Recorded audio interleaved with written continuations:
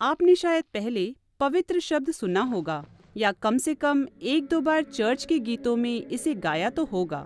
ज्यादातर लोगों के लिए वास्तव में यह विचार सिर्फ एक नैतिक रूप से अच्छे व्यक्ति से संबंधित है। इसलिए परमेश्वर पवित्र है क्योंकि वह नैतिक रूप से निष्कलंक है। हाँ, यह इसका भाग है, लेकिन बाइबल में पवित्रता की परिभाषा और भी बड़ी और विस्तृत है। बाइबल वास्तव में यह वर्णन करती है कि कैसे परमेश्वर ही वह शक्ति है जिसने सारी सृष्टि की रचना की है। वही और केवल वही इतना सामर्थी है जो इस सृष्टि को सुंदरता और जीवन से भरपूर बना दे, और इसलिए यह सभी क्षमताएं परमेश्वर को अद्वितीय और अनोखा बनाती है, जो पवित्र शब्द का अर्थ है। परमेश्वर के पवित्रता के बारे में सोचने का एक आसान तरीका रूपक के रूप में सूर्य का इस्तेमाल करके है। सूरज अद्वितीय है, कम से कम हमारे सौर मंडल में तो, और वह बहुत शक्तिशाली है। यह हमारे ग्रह पर सुंदर जीवन का स्रोत है, और इसलिए आप कह सकते हैं कि सूरज पवित्र है। और वास्तव में आप इस रूपक को और भी आगे ले जा सकते हैं कि सूरज की चारों ओर का पूरा क्षेत्र पवित्र है। हाँ, क्योंकि जैसे जैसे आप सूरज के करीब आते जाते हैं वह उतना ही तीव्र होता जाता है। हाँ बिल्कुल, इसलिए वही शक्ति और अच्छाई जो इस पूरे जीवन को उत्पन्न करती है खतरनाक भी है। अगर आप सूरज के नजदीक जाएंगे तो वो आपको भस्म कर देगा, और उसी तरह परमेश्वर की पवित्रता के साथ भी यही विरोधाभास है, क्योंकि अगर आप अशुद्ध हो तो उसकी उपस्थिति आपके लिए खतरनाक है। इसलिए नहीं कि वह बुरी है, बल्कि इसलिए कि वह बहुत अच्छी है। परमेश्वर की पवित्रता के इस विरोधाभास को हम सबसे पहले मूसा और जलती हुई झाड़ी के वृत्तांत में देखते हैं। तो परमेश्वर मूसा से कहते हैं कि वह अपने जूते उतार दे क्योंकि वह पवित्र भूमि पर खड़ा है, और मूसा डर के मारे अपना चेहरा ढक लेता है, और परमेश्वर कहते हैं और नजदीक मत आ, वह तीव्र है। बिल्कुल ठीक। परमेश्वर की पवित्रता के इस तीव्रता को हम इज़राइल के मंदिर की कहानियों में और भी अधिक देख सकते हैं, जो ऐसा मुख्य स्थान था जहां परमेश्वर की पवित्र उपस्थिति वास करती थी, और मंदिर के बीच में वह स्थान था जिसे अति पवित्र स्थान कहा जाता था। यह परमेश्वर की उपस्थिति का केंद्र था। चाहे आप कोई इजरायली हो जो मंदिर के आसपास की भूमि पर रहते हो, या मंदिर में ही काम करने वाले याजक, आप परमेश्वर की पवित्र उपस्थिति के निकट है, जो खतरनाक है। हाँ, यह एक समस्या है। तो यह कैसे काम करेगा? बाइबल में इसका समाधान यह है कि आपको शुद्ध होने की आवश्यकता है। जैसे नैतिक रूप से शुद्ध होना? हाँ, और यह समझना काफी आसान है, लेकिन बाइबल एक और तरह की शुद्धता के बारे में बहुत बात करती है, विधिवत शुद्ध होना, जो ऐसी अवस्था है जिसमें आप खुद को मृत्यु से संबंधित किसी भी चीज से अलग करते हैं, जैसे चर्म रोगी या मृत शरीर या किसी शारीरिक तरल पदार्थ को छूना। ये सब आपको अशुद्ध करते हैं। जरूरी नहीं कि विधिवत रीति से अशुद्ध होना पापमय है। गलत यह है कि अपनी अशुद्ध अवस्था में परमेश्वर की उपस्थिति में जाना। यही कारण था कि परमेश्वर ने इजरायलियों को स्पष्ट निर्देश दिए कि वे जाने कि वे कब अशुद्ध है और शुद्ध होने के लिए कदम उठाए, ताकि वे फिर से मंदिर में जा सके। तो लेवी व्यवस्था की पुस्तक इसी विषय में है। हाँ, लेकिन यह विषय वहाँ समाप्त नहीं होता।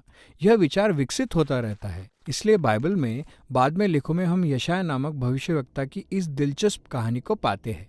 वह एक दर्शन पाता है जहाँ वह मंदिर में है, वह परमेश्वर की उपस्थिति में है, वह पूरी तरह से भयभीत है। हाँ, वह नियमों को जानता है, उसे वहाँ नहीं होना चाहिए था, और वह चिंतित है कि उसका नाश हो जाएगा। फिर वहाँ सारप नामक एक अजीब सा प्राणी है। हाँ, वह अजीब है।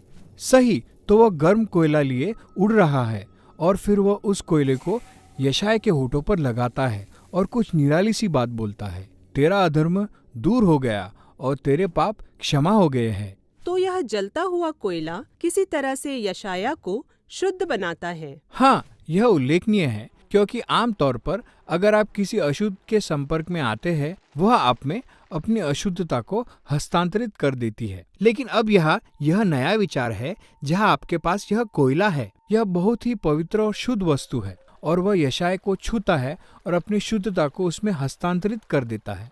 यशायाह परमेश्वर की पवित्रता से नष्ट नहीं हुआ, वह उससे रूपांतरित हो गया। इसके बहुत निहितार्थ है। लेकिन एक और घटना है। यह एक और भविष्यवक्ता यहेजकेल के समय की है।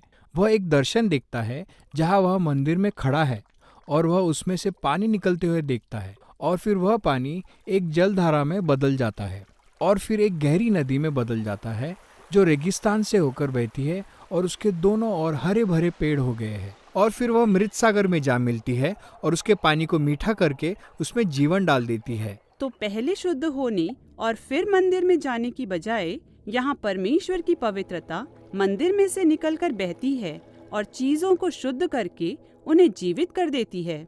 इस सब का क्या मतलब है? हमें नहीं मालूम जब तक कि हम यीशु नाम के इस व्यक्ति से नहीं मिलते। वह दावा करता है कि वह इन सब दर्शन को पूरा कर रहा है, लेकिन आश्चर्यजनक तरीके से। यीशु जाता है और उन लोगों को छूता है जो अशुद्ध है, चर्म रोगी, लहू बहने से ग्रस्त स्त्री या मृत लोग।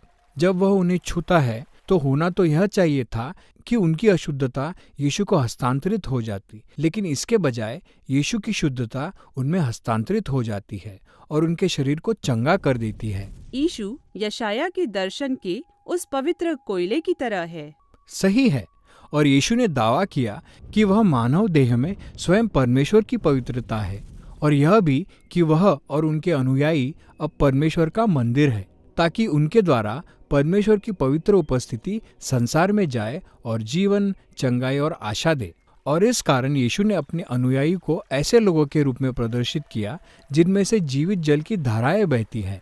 तो यह कहानी का हमारा भाग है जहां अब हम अपने को पाते हैं, लेकिन यह सब किस ओर जा रहा है? बाइबल के आखिरी पन्ने परमेश्वर की पवित्रता के अंतिम दर्शन के साथ समाप्त होते हैं। इस बार यह यूहन्ना का दर्शन है।